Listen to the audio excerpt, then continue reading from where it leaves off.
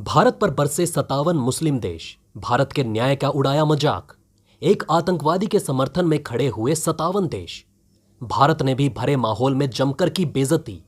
एक बार फिर विदेश मंत्रालय आया सुर्खियों में। आतंकवाद का जवाब देगा भारत। जीरो टॉलरेंस हुई भारत की पॉलिसी। अब और नहीं करेंगे सहन। विदेश मंत्रालय का बड़ा बयान। आतंकवाद को समर्थन देने वाले देशों को भारत सिखाएगा सबक। दोस्तों, आज के समय में कोई भी देश आतंकवाद का समर्थन नहीं करता है। अगर आप ऐसा सोचते हैं तो अपनी राय बदल दीजिए, क्योंकि भारत में एक आतंकवादी को उम्र कैद की सजा सुनाने पर भारत के खिलाफ 57 देश ह्यूमन राइट्स का मोर्चा लेकर खड़े हो चुके हैं और भारत की न्याय प्रणाली को मजाक करार दिया है। क्या आज के समय में आप ऐसा मानेंगे कि आतंकवाद को समर्थन देने के लिए ऑर्गेनाइजेशन बनी हुई है? पर अगर ऐसी ऑर्गेनाइजेशन है भी तो क्यों उसे अभी तक खत्म नहीं किया गया? क्यों उसके खिलाफ कोई एक्शन नहीं लिया गया?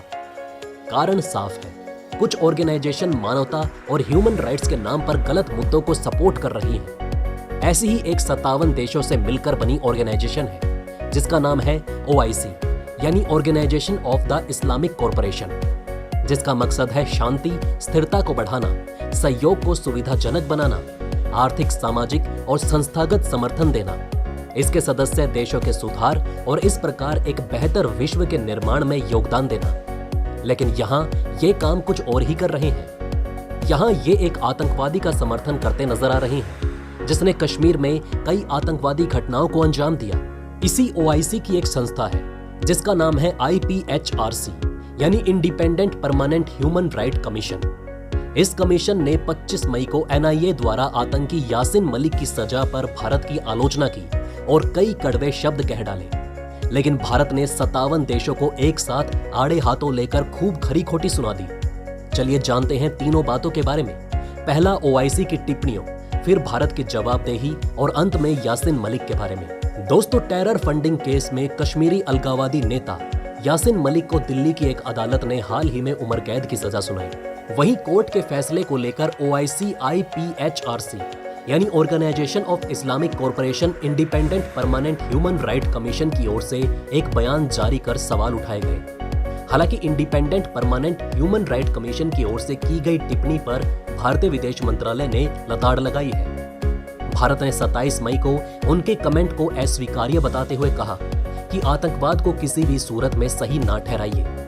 कश्मीर के अलगाववादी नेता यासिन मलिक को NIA, यानी नेशनल इन्वेस्टिगेशन एजेंसी कोर्ट ने टेरर फंडिंग केस में उम्र कैद की सजा सुनाई है। अब ऑर्गेनाइजेशन ऑफ इस्लामिक कॉरपोरेशन के independent permanent human right commission, यानी कि OIC IPHRC ने इस फैसले की निंदा करते हुए बयान दिया, जिसे भारत ने अस्वीकार्य बताया है। OIC ने मलिक की सजा की आलोचना करते हुए कहा था कि मलिक को अमानवीय हालतों में कैद किया गया है, जो कश्मीर में रह रहे मुसलमानों के अत्याचार को दिखाता है। OIC ने मलिक की सजा को इंडियन जुडिशियल सिस्टम का मजाक बनाने जैसा बताया। OIC ने ये तक कह दिया कि यासिन मलिक को सजा देना गलत है। OIC ने यासिन मलिक की सजा की आलोचना करते हुए आगे कहा कि OIC भारत सरकार के गलत तरीके से कैद किए गए सभी कश्मीरी नेताओं को रिहा करने की मांग करता है। OIC ने मलिक की सजा पर कहा कि इसने लोकतंत्र के दावों को उजागर किया। OIC ने भारत पर आरोप लगाते हुए ये तक कह दिया कि निर्दोष कश्मीरियों के खिलाफ मानवाधिकारों के उल्लंघन के इस तरह के अधिनियमों का मकसद कश्मीरियों को उनके मानवीय अधिकार से वंचित रखना है। ये न सिर्फ इंडियन जुडिशियल सिस्टम का मजाक है, बल्कि लोकतंत्र के दावों पर भी सवाल उठाता है। लेकिन जैसे ही भारत के कानों में ये बातें पहुंची तो भारत का विदेश मंत्रालय भी चुप नहीं रहा और OIC को करारा जवाब दे डाला। विदेश मंत्रालय के स्पोक पर्सन अरिंदम बागची ने कहा कि दुनिया आतंकवाद को कतई बर्दाश्त नहीं करेगी। Organisation of Islamic corporation OIC इसे किसी भी सूरत में सही ना ठहराए। बागची ने कहा कि यासिन मलिक के मामले में फैसले को लेकर भारत की आलोचना करने वाले OIC IPHRC की टिप्पणियों को भारत स्वीकार करने योग्य नहीं मानता। बागची ने आगे कहा कि यासिन मलिक के मामले में फैसले को लेकर भारत की निंदा करने वाली OIC IPHRC के बयानों को भारत स्वीकार नहीं करेगा।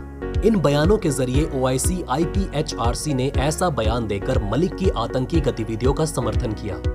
अदालत में मलिक के खिलाफ लगे आरोप साबित हुए हैं और उसके बाद ही उसे सजा सुनाई गई है। उन्होंने कहा, दुनिया आतंकवाद के खिलाफ जीरो टॉलरेंस चाहती है। अरिंदम बागची ने यह भी कहा कि इन बयानों के जरिए ओआईसी आईपीएचआरसी ने यासिन मलिक की उन आतंकवादी गतिविधियों को अपना समर्थन दिया है जिनके संबंध में अदालत में प्रूफ दिए गए थे।